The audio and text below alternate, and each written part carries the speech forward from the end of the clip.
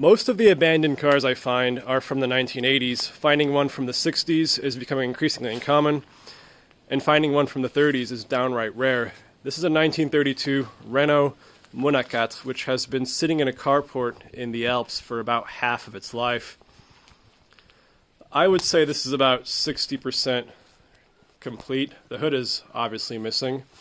So if you get a good look at the engine, the transmission is still in the car, but it's missing a few bits and pieces like the spark plug wires. All the ID plates are gone. Some of the trim is also missing. The headlights have been pulled off. If you walk to the other side of it, carburetor is still here. The exhaust system is complete. Mechanically, this is definitely salvageable, I would say. This car has had a rough life. There are many dings and dents on the body. This fender has been repaired. Front bumper is falling off. Here's the original Monaquatre emblem. This very stately grille. This car would require a ton of work to put back on the road, but all things considered, it's not in terrible shape. Keep in mind, this is 87 years old. I've seen 27-year-old cars that looked worse.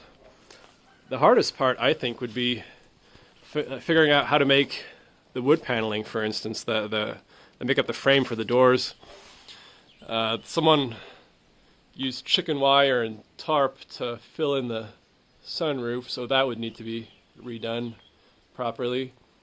But all told, I would call this salvageable. And there are no floors, which looks terrible, but the floorboards are wood. That's what's left of them. So filling this part in would just require more wood, basically. If we step inside, this is a right-hand drive car, even though we're in France. But that was fairly common back in the 30s. Here's the steering wheel, gear lever. It's got a pretty cool instrument cluster, which is unfortunately missing a gauge. It's shaped like the Renault logo, but placed sideways. And this was a fairly luxurious car back when it was new. In the 30s, Renault made luxury and luxury-ish cars. They weren't making Clios and Twingos, so whoever bought this was probably pretty proud of what they purchased. It was not a small and cheap car. It's sitting on these ancient Pirelli tires, which were probably from the 1950s. And the body is really not, I don't know if you can tell, it's not terribly rusty. It's just dinged up, really. It doesn't have a trunk, it's just got a spare tire attached directly to the body. And both license plates are gone. I'm guessing someone, probably a collector of sorts, took them. The glass is either broken or missing. Most of the door panels are still on the car. It's really cool to see this because it's so different from what you usually find, whether it's Renault 4s, 2CVs. This is completely different.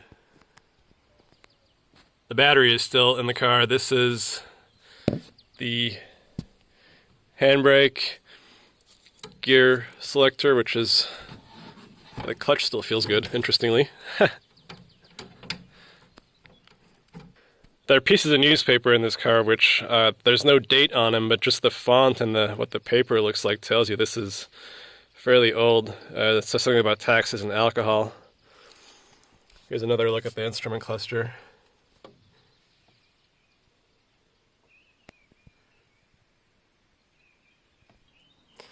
That's where the newspaper comes from. There's apparently some kind of rat or a mouse living in here. It's interesting to see how this has been repaired over the years. This is certainly not original to the car.